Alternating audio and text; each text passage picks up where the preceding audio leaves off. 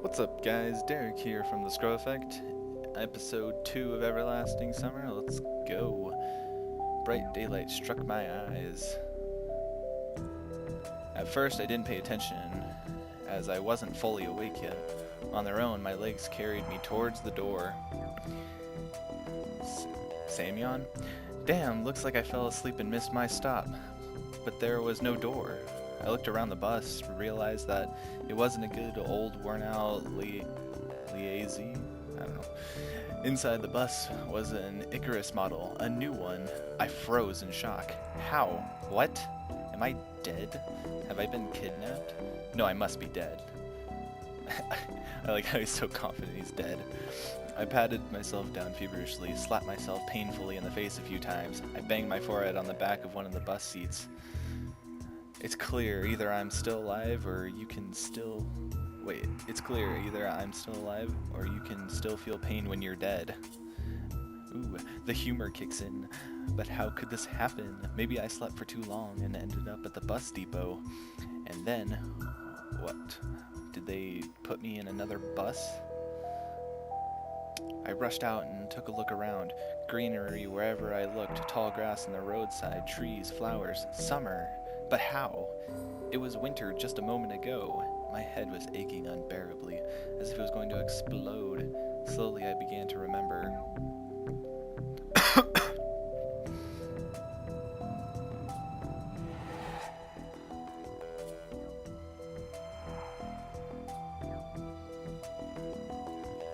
What's he remembering? A long road running off into the distance. Forests, plains, fields, lakes, and forests again. I think I was sleeping, but then how can I remember all of it? And then, a gap. Some girl leaned over me. She softly whispered something into my ear. Then a gap again.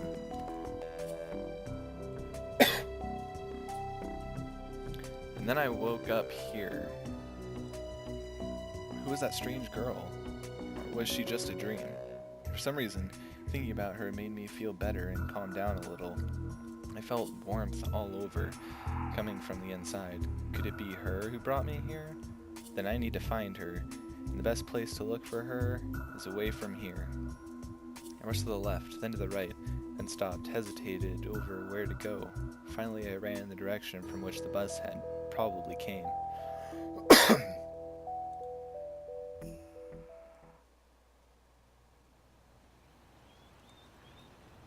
Physical exercise does refresh one's mind. Thoughts became clearer, and it gets a little easier to evaluate the surrounding reality. Not in my case, however. I was sitting on the roadside wheezing and trying to ease my sore throat by gulping breaths of hot air. In any case, the run did its job. The fear withdrew for a while. Maybe I really am just dreaming? Though recalling my self-harm on the bus, I immediately rejected the idea. I am neither dreaming nor dead. A narrow road ran through the field and far into the distance. That exact same road from my dream. I must be very far away from home. And it's not just that it was winter yesterday and it's summer now. It's the whole environment. Of course, summer is usually like this, green and hot. But here, everything is not entirely lifelike. Everything looks like it was taken from the paintings of Russian landscape artists for the 19th century. Grass is just too lush. The bushes are not like what bushes should be. They're so thick you can't see anything through them, like treetops, honestly. And the trees themselves? The forest was quite far away, but the trees looked as if they had closed their ranks and were now just waiting for the order to advance onto the fields and plains. I caught my breath and looked at the bus, which was now barely visible. That was a good run. Fear overtook me once again. Those power lines, there must be people here. But what does it mean? In fact, that means nothing at all. Couldn't they have power lines even in hell? I like how he's so pessimistic, thinking he's dead and stuff. Roasting sinners over hot coals? That's so last century. I must have reached the point of no return, after which you should either lose your mind completely or finally try to understand what's going on. And while I still have a choice, I should pick the second option. I slowly headed back to the bus. Of course it was scary, but I'm not likely to find an answer in the fields or woods, and the wretched bucket of bolts and is the only kind of link that I have to the real world. He's so scared going back to the bus. I should carefully scout the area. A brick wall and its gates crowned with Savionic sign, statues of pioneers standing on either side, and a road sign nearby showing the bus route number 410. 10 away from the magic number. Darn. The trip's taking a bit too long today. I smirked. A person may start acting inappropriately in extreme situations. Something like that is probably happening to me now. This place didn't look abandoned at all. No rust on the gates, no damage to the walls. Savionic. I'm so sorry if I'm like pronouncing these so poorly. What could have a name like that? Judging by the pioneer statues, it could be a kid's summer camp. Moreover, it appears to be open. Of course, the simplest explanation, logically speaking, explains nothing at all. The strange girl, the altered bus, summer, the pioneer camp, thousands of theories went through my mind instantly, from alien abduction to lethargic sleep, from a hallucination to a time and space shift. None was worse than any other, but there was really no way to pick a single one. Then it occurred to me, I can try to make a phone call. I took out my cell phone and dialed the first number on my contact list. Rats. There's no cell phone service in this stream. But instead of signal strength bars, the screen was showing a thick cross. Alright, there may be no signal in such a remote place, though I cannot be the only one who came here. Buses don't drive themselves. Or do they? I examined the bus from all sides to make sure that it wasn't a hallucination. Bits of dirt on the bottom, somehow rust, or some rust here or there, faded paint and worn out tires. No, this is definitely a very ordinary Icarus. Yeah, exactly the kind of bus which takes you to places beyond your understanding if you carelessly fall asleep. I gave a nervous chuckle. It came out by itself, sporadically, because this wasn't the right place or time to laugh. But where on earth is the driver? I cautiously sat down on the curb beside the bus and started to wait. Is that how you spell curb? I could have sworn it was C-U-R-B. Whatever. I'm not going to judge this game, not yet. My patience didn't last long. My anxiety seemed to have reached its peak, and I started to go slightly mad. In such a situation, anyone could have probably felt something similar. Aliens and parallel universes were gone from my imagination, leaving only void and darkness. Is this how everything will end? How my life will end? But I wanted to do so much. There were so many things I had no time for. I was overwhelmed by the idea. This was definitely the end. But why? It's not fair. Surely I'm no worse than anyone else. God, why?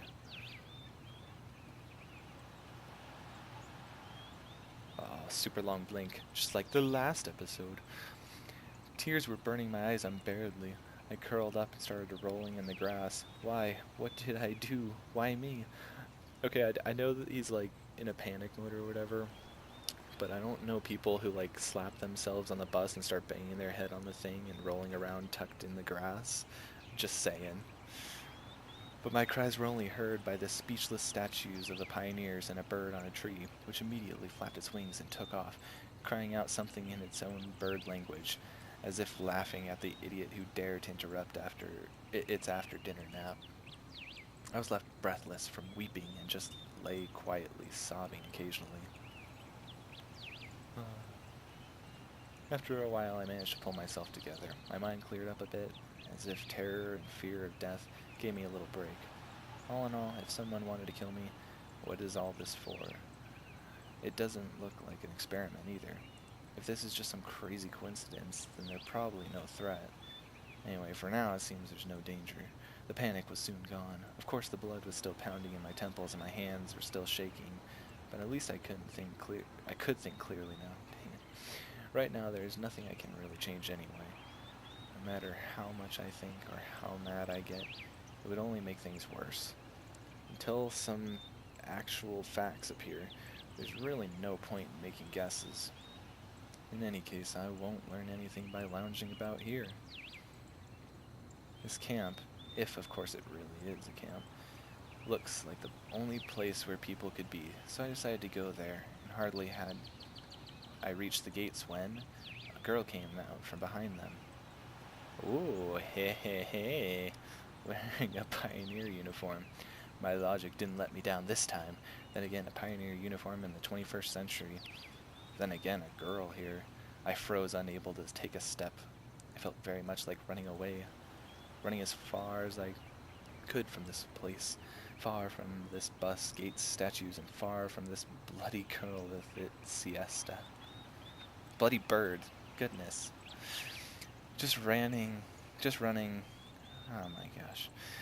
Just running free like the wind, faster and faster, waving to the planets pass by. Winking at the galaxies, running, becoming a pulsar ray, and turning into a vestigial radiation, running to the face of the unknown. Run no matter where, as long as it was far away from this place. Meanwhile, the girl came closer and smiled. She's been smiling this whole time. I could not help but notice her beauty, even though I was trembling with fear.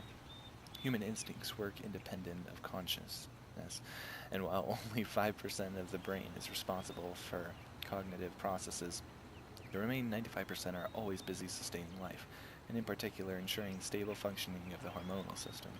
I desperately wanted to get less complicated and stop thinking formal quotes from encyclopedia, though my thoughts appeared one by one, being stupid, out of place, as if taken from an internal monologue of the hero of some junky softcover crime fiction book. This guy talks a lot. A pretty Slavic face, long braids that looked like 2 armfuls of fresh hay, and blue eyes I could drown in. Hi, you must have just arrived. Yeah. Yeah. Alright then, welcome. She smiled broadly. Strange. It looked as if I had just a normal girl in front of me. Bah, I shouldn't have returned here. The woods and fields seemed better, but what should I do next? Try to speak with her as if she was human, or run away, or what? The blood was pumping unbearably in my head, tearing it apart from the inside a little bit more. The poor pioneer girl was splattered with the gruesome contents of my skull. What's so funny about that? The girl looked me over. It sent shivers down my spine and my knees started to tremble. Nothing. Great then. Great. What's so great about that? Suddenly a thought crossed my mind. To hell with it all. Forget about the bus behind me, the fact that it was winter yesterday and summer today. I wanted to rip off my itchy sweater and just accept all this was actually happening. Everything as it should be. All this is for the best. Would you happen to know? You should go to our camp leader. She'll tell you everything. Look, you go straight ahead to the square, then turn left. You'll see several small cabins. She pointed at the gates as if I knew what was behind them. Well, you can ask someone where Olga I'm not even going to attempt to say that. Olga's cabin is. Got it? Of course I didn't. Well, I've got to go now. Oh, and she disappears. The girl waved her hand at me and disappeared through the gates. It seemed as if to her I was something ordinary. And all this show with the bus and the travels while awake or asleep were troubling only to me, while everything here is just the way it's supposed to be. Camp leader, pioneer uniform. What are they doing? A historical reenactment here? I hope I won't find Lenin standing atop on an armored car in the square, but even that would not surprise me right now. After standing alone for a while, I headed into the camp. A mere 50 meters, mere 50 meters ahead, a small one-story house popped up on the left side. The sign near the door said clubs. I was about to come closer when the door suddenly opened and a short girl wearing a pioneer uniform came out. Another honey. Her pretty face gave me the impression of one suffering for the fate of the whole mankind with truly universal sorrow. As soon as she saw me, the girl froze, as if frightened. Oh. I froze too, considering what the best to do. She approach first, or wait until she showed me the initiative, or maybe run away after all. Although this last option was constantly being suggested only by my self-preservation instinct, at least that's what I'd like to believe. Not the worst human instinct, but far from the most logical. If this instinct played poker against deductive abilities, the outcome would be predetermined, and those deductive abilities, or at least their semblance, were hinting to me that there is no need to be afraid of this girl. And another one. Suddenly, someone jumped out of the nearby bushes. A girl wearing a bright red t-shirt with USSR written on it. Such a perfect reproduction of the age. She looked quite short from a distance and was probably younger than both Pioneer girls, the one at the gates and this girl at the door of the clubs. I kind of like the soundtrack. At last, I decided to come closer, but the USSR, as I called her in my mind, jumped towards the first girl and started telling her something while wildly waving her arms. The other girl in turn seemed confused and lowered her gaze, remaining silent. I would have probably continued to observe their amusing dialogue, but the USSR suddenly pulled something out of her pocket and started waving it in front of the first girl's face. This something turned out to be a grasshopper.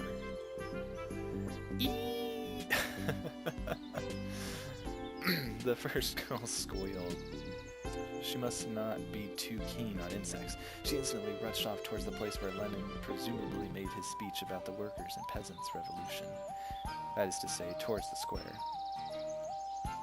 The USSR glanced at me, grinning playfully, and dashed after her. Yeah, she just kind of moonwalked or whatever, vigorously to the right. Not a bad start to the day. I have absolutely no clue where I am. Besides that, there are some kids role-playing as pioneers. As far as I can tell, this place is located thousands of kilometers away from my home. It might even be a different reality. And this was indeed a reality. I mean, everything around me seemed so real. If a little embellished, that I was starting to think that, in fact, my previous life could have just been a dream. And what am I supposed to do now? ... I was picking at the cracked paving stones with my shoe and started staring aimlessly at the club's building. Just a few more seconds before I have to come up with some decision. That's when I recalled myself rolling on the grass, weeping. I cringed in disgust. Perhaps it's another instinct when all energy for whimpering and self-pitying is used up. The body either goes into hibernation or mobilizes its reverses. Mine seemed to have chosen the second option because, out of the blue, I found the determination to figure out what was going on. And in order to do that, I had to act like a man, like a human, to maintain the dignity of a representative of my own world. Oh, I was so scared, but now I gotta act like a man, like a manly man. I followed the path to the left, on the right side of which stood small cabins, apparently the home of the local pioneers. Actually, they looked quite cozy from the outside. Even though I was born in the Soviet Union, I had never been part of its children's organizations. Neither the pioneers nor even the younger October children. I imagined the daily life of a tropical pioneer camp a little bit differently. Huge barracks with long rows of metal bunks waiting wake-up call at 6 o'clock, played by a siren, 1 minute to make your bed, then joining the formation at the drill square. Or wait, could I be confusing it with something else? Suddenly something struck me on the back. I staggered but remained on my feet, turned around and prepared to fight heroically for my life against the girl. But all I found was another girl standing before me. My mouth hung open in surprise. Was it surprise? Or was it something more? Samon or whatever.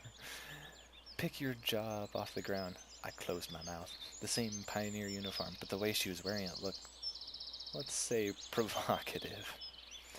Like all girls I had met here before, this one was rather cute, but her overly arrogant expression killed any desire to get to know her better. New here, are you? ... Fine, see ya. She threw a threatening glance at me and walked past. I waited for the pioneer girl to turn at the corner. Who knows what else she might have been up to. The most interesting thing was that even this hostile girl seemed completely normal to me. She did not give off any feeling of some deadly danger. maybe except the danger of getting punched in the nose. She was rather threatening, wasn't she? At last, I managed to make it to the square. There was no Lenin on the armored car, although one could easily expect something like that after all this had happened. Instead, however, a monument to a certain comrade towered over the middle of the square. The letters on the pedestal read Genda? Genda? I don't know. Must be some big figure in the party. There are some small benches at the side. It's quite pleasant here. Where did that girl tell me to go? To the left or to the right? To the left, to the right, to the left, to the right. Why am I going there anyway? Ah, right. I decided to pretend to be normal. So, to the right. People who choose left are just not normal. Through a small grove. I came out at a pier. I must have taken a wrong turn. Hey, wrong way. I turned towards the voice. Hello. The first girl stood before me. Now what did I tell you? Take a left at the square, wasn't it? She had changed from her pioneer form into a bikini. Oh, I still haven't introduced myself. My name is Slavia. Actually, my full name is Slaviana, but everyone calls me Slavia. So you can too. Yeah. I still felt a bit confused, so I could not come up with more meaningful answers. I like how the music like picks up and like some smooth, whatever. And what's your name? It felt like she could see right through me. Yeah, Semyon. Nice to meet you, Semyon. Alright, I'm almost done here. Could you wait here a minute? I'm gonna change. I'll go to Olga, whatever, together. Agreed? Agreed. Yeah, let's go with her. After this exchange, she ran off. I sat on the pier and let my feet hang into the water. I was wearing heavy winter boots, but in such weather there was nothing wrong getting my feet wet. Furthermore, it let me cool myself a little. Looking at the river, I was brainstorming and processing everything that has happened. If this is some kind of conspiracy, it's a weird one, even too friendly at times. No, it really looks more like a random event. Some entirely incomprehensible random event. Shall we go? Oh, that was fast. Slavia was standing beside me, dressed in the pioneer uniform again. Let's go. I've been here for a very short time, but of all the people I've met, she looked the least suspicious. However, this fact is already suspicious itself. Ooh, conspiracy. We walked to the square. The USSR girl and the girl who hit me on the back were there chasing each other. Is that some kind of game they're playing? Olyana, enough running. I'll tell everything to Olga something. Aye aye, Captain. Okay, so USSR is Olyana, it looks like. I decided not to question Slavia for a while about what was going on the local residence. Better meet with the mysterious Olga Dmitrievna. This is what happened when I tried to talk to whatever they're saying. Sounds like she's the boss here. Well, let's go talk to Olga Dmitri whatever next episode, guys. Bye!